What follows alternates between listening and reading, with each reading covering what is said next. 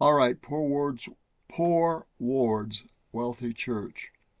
This was done on December 19th, 2023, so less than 2 years ago. Um, Anyhow, the light of the world and the mega screens and whatnot. Um, Looks like a Christmas party for sure. Your average U.S. ward will have between 6 and 12,000 in an annual budget, according to my calculations. That's around 40 per active member. The money covers youth, primary ward, relief society, elders quorum, supplies, programs, activities for an entire year. That's not much money for parties or food or anything. Ward must be frugal, for sure. That's why it's approved to the bishop. Um, Pretty plain Jane, nothing extravagant, that's for sure. The one impact of this poverty mentality as a filmmaker, I've I've shown my social impact films in prominent churches across the country, including Glide Memorial Church and Grace Cathedral. My films screened in small congregations and large parishes. One of my films may have played in a single LDS building. This reason is simple. They can't afford it. Licensing fees, advertising, refreshments, and so much.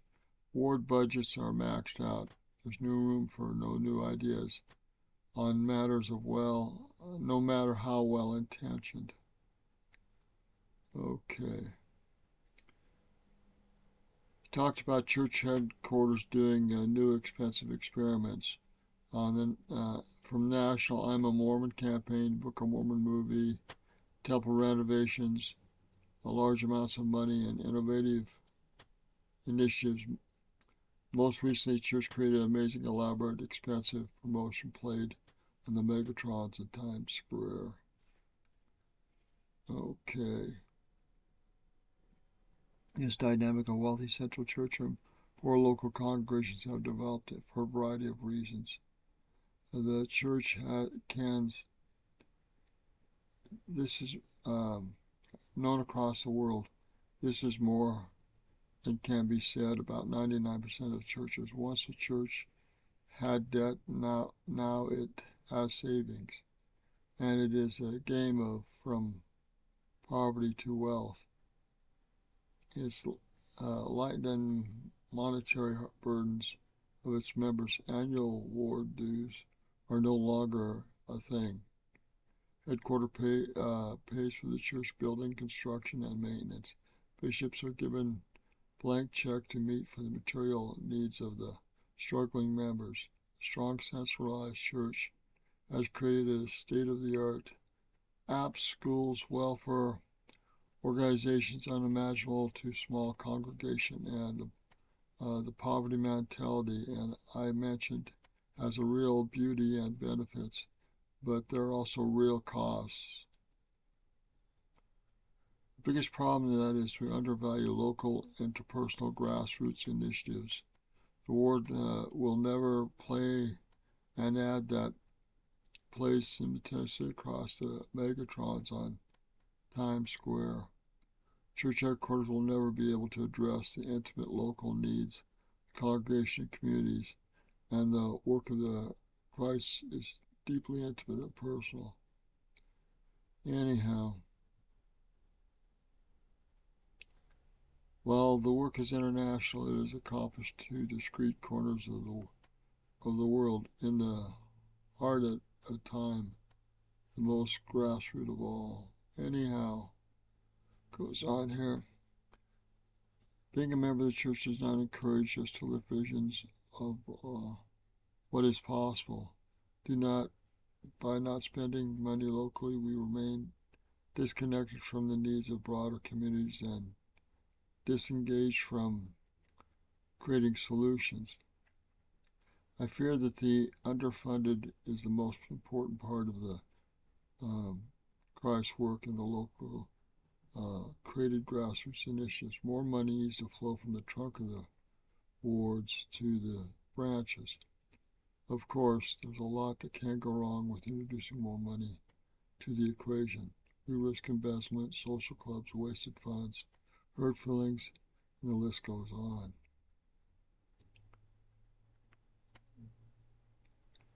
The purpose of these solutions is not to solve the problems, but to open the imaginations.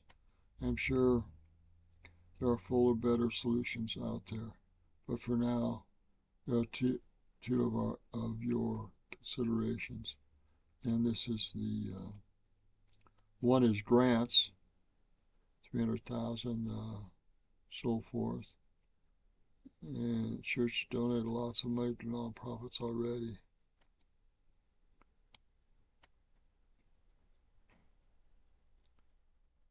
Second solution is to redefine tithing rather than requiring members to pay 10% of church headquarters.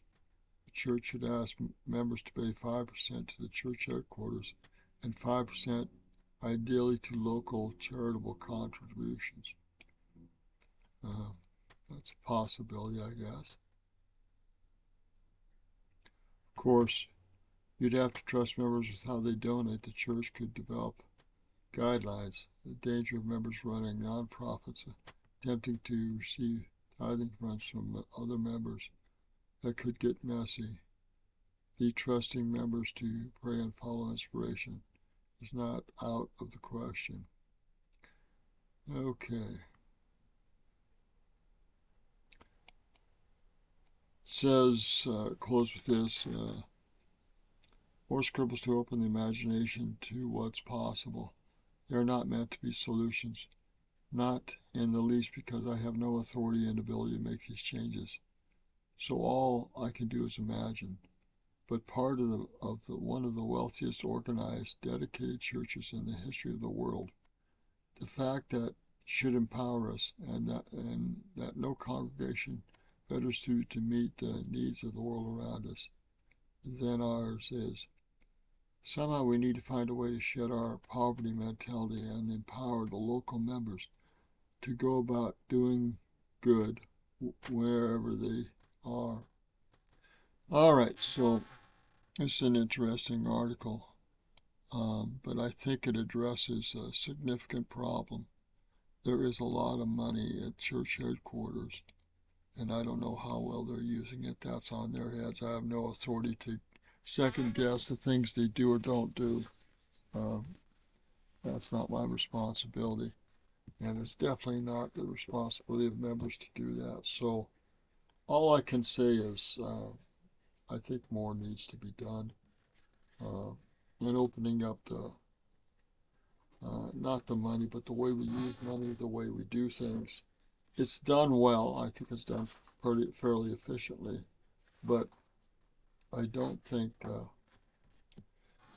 we have enough resources in some of the areas of the world to really do what we need to do. We need to rethink how we use tithing and offerings and other things, and how to really open up our ability to get past the poverty mindsets of a lot of the poorer wards. And believe me, there are some extremely wealthy wards in Provo, in Salt Lake, in other areas. And when I say wealthy, I mean wealthy. So a lot of work to be done in this area. I'm going to pull this up because it comes from this article on warefaremagazine.org, Ward's Wealthy Church. And it doesn't sound all that negative about the church. It's just one of the challenges the church faces, which needs to be addressed more fully. This is Roger Martin from Billings, Montana. May God help us to understand and appreciate everything we are blessed with in and outside the church of Jesus Christ of Latter-day Saints. Good day and God bless.